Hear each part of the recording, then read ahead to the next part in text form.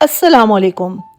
ایک دفعہ جب سلطان محمود نے ہندوستان فتح کر لیا تو وہ جس شہر میں بھی داخل ہوتا وہاں کے بت خانوں کو تباہ و برباد کر دیتا تھا، یہاں تک کہ وہ سومناتھ کے بت کدے تک پہنچ گیا۔ اس نے دیکھا کہ ایک بت خانے کے اندر ہوا میں بغیر کسی سہارے کے معلق ہے۔ اس بت کا شمار شہر کے سب سے بڑے بتوں میں ہوتا تھا۔ سلطان محمود سومناتھ کے اس بت کو دیکھ کر حیران رہ گیا اور عین ممکن تھا کہ بہت سے لوگ اس بت کو معلق دیکھ کر بہک جائیں اور ان کے ذہنوں میں انتشار پیدا ہو جائے۔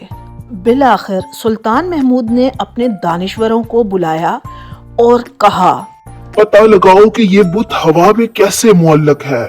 دانشوروں نے بہت تحقیق کی اور پھر انہوں نے بادشاہ کو بتایا، بادشاہ سلامت، بت پرستوں نے اس عمارت کے چاروں طرف مقناطیس لگا رکھے ہیں، اور کیونکہ یہ بت لوہے کا ہے اور بالکل بیچوں بیچ رکھا گیا ہے، لہٰذا چاروں طرف سے مقناطیسی قوت نے لوہے کے اس بت کو کھینچ کر فضا میں معلق کیا ہوا ہے۔ محمود غزنوی نے کہا، میں کیسے مان لوں کہ تمہاری بات واقعی سچ ہے؟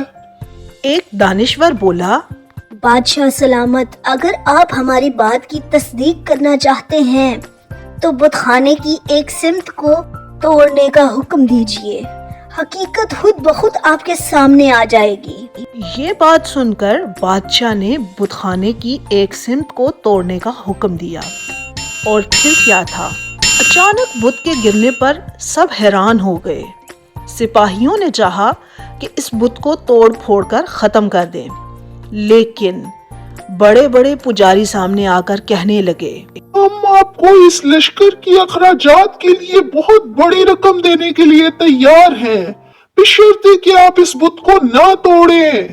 اس موقع پر سلطان محمود کے بعض وزیروں نے اس امر سے اتفاق کرتے ہوئے مشورہ دیا، بادشاہ سلامت، رقم لے لیجئے، بت توڑنے سے کیا فائدہ، یہ لوگ دوبارہ بت بنا لیں گے، رقم لے لیجئے، اس میں لشکر اسلام کا فائدہ ہے۔ سلطان محمود نے اپنی خداداد صلاحیت سے فائدہ اٹھاتے ہوئے بڑی عقل مندی کا مظاہرہ کرتے ہوئے جواب دیا، نہیں، میں اس بت کو ضرور توڑوں گا، کیونکہ اگر میں نے رقم لے لی اور بت نہ توڑا تو لوگ کہیں گے سلطان محمود بت شکن نہیں بلکہ بت فروش تھا۔